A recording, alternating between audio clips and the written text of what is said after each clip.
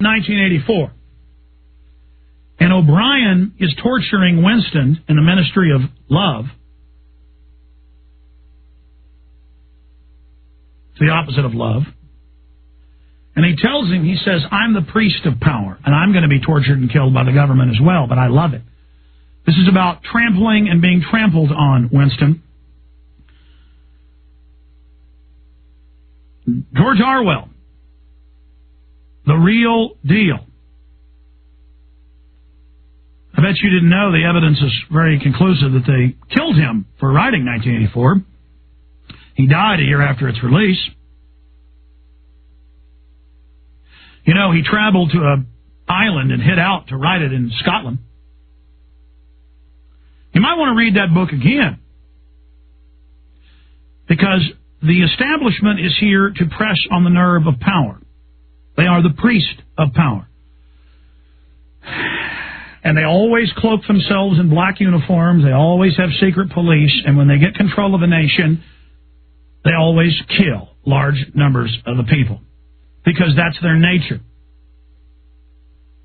That's who they are. That's what they are.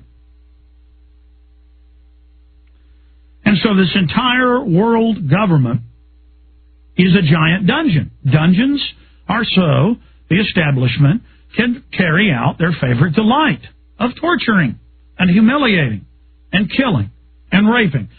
That's why part of the CIA interrogation is rape and sexual torture.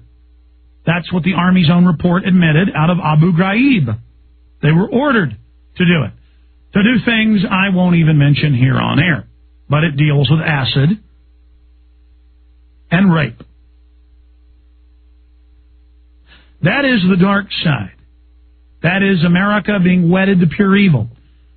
Our movie stars, the good guys, the heroes, are people like Mr. Bauer, Jack Bauer in 24.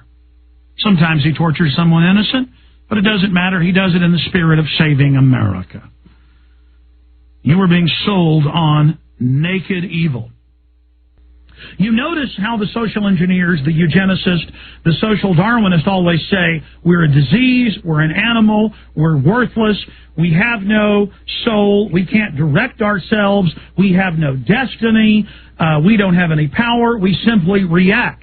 And that is their religion. And they always tell you every child is not special, humanity is not special, but animals are. The elite will make decisions based on what's good for the animals on the earth.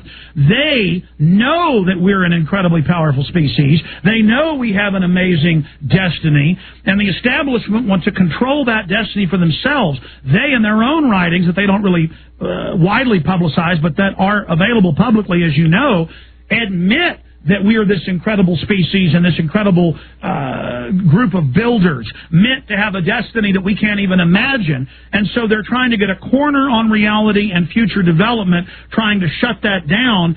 And so that's why they're always telling us that we don't have any power and that we aren't effective and that we don't have some greater goal, and why we should obsess on our neighbors and on fashion and on what we look like and on our weight, when, as you've said, all this body is a earth suit that we are limitedly experiencing one tiny channel of the spectrum. Go ahead. It is a tiny channel too, Alex. Now, a lot of the suicidal nihilists, and I have this in Endgame, the quotes, top futurists, computer developers, very wealthy people, they say that if we can't control the earth, we're going to destroy it because we have to be in control, we have to go unwilling. And we see Lenin in his poetry about how he wanted to destroy the earth and sun. They are going to attempt to destroy things. As 2016, in your view, your vision, approaches, how are they going to try to freeze us? Well, we're about to go to break. We're going to come back and look at that. Okay. Because will they be allowed to destroy the earth? Because they say they're going to kill everybody.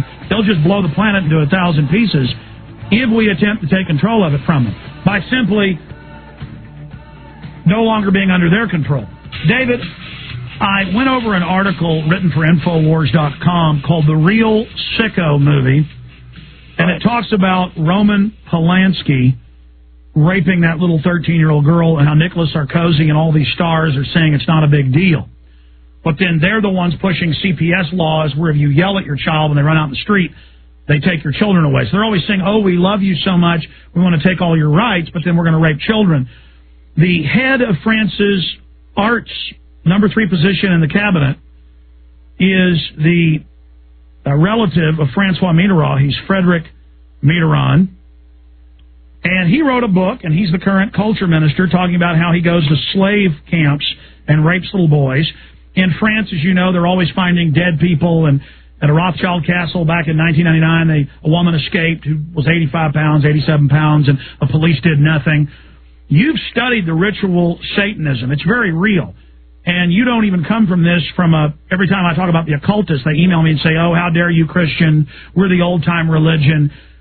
We predate you. We're not sacrificing anybody. But we know that's what they really do. They're always being caught doing it. And now you have out in the open the head of France's arts saying, yes, I rape children, and I'm allowed to. And it's wonderful, and I love raping them. So this isn't just about why they do this. It's also they're throwing it in our face by doing it out in the open, and the CIA admitting they torture people, and Obama saying he's going to continue it, including the rape of children in Abu Ghraib with large objects dripping with battery acid. That's the Army's own report. And it goes on and on from there. They are trying to superimpose that on us and create a climate where that is normal. Why are they doing this? Well, it's part of the programming to bring the horrors that they have done in secret up to this point, to bring it more and more into acceptability. And they'll be bringing this more and more to the fore, because what you've just described, they want to bring this into the mainstream eventually. But talking about Roman Polanski, because I have done an enormous amount of research into this whole area that you've just talked about. Roman Polanski is a practicing Satanist. He's been a practicing Satanist all the way through his career. And all that stuff what happened with Charles Manson and his wife and the family and all that stuff was all connected into it.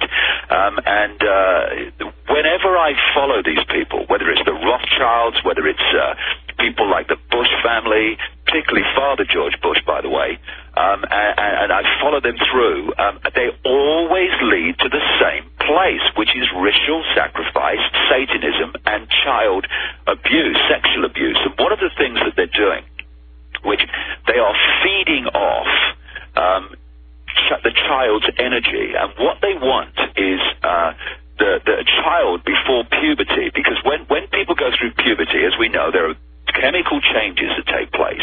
They want the energy of the child before that chemical change happens.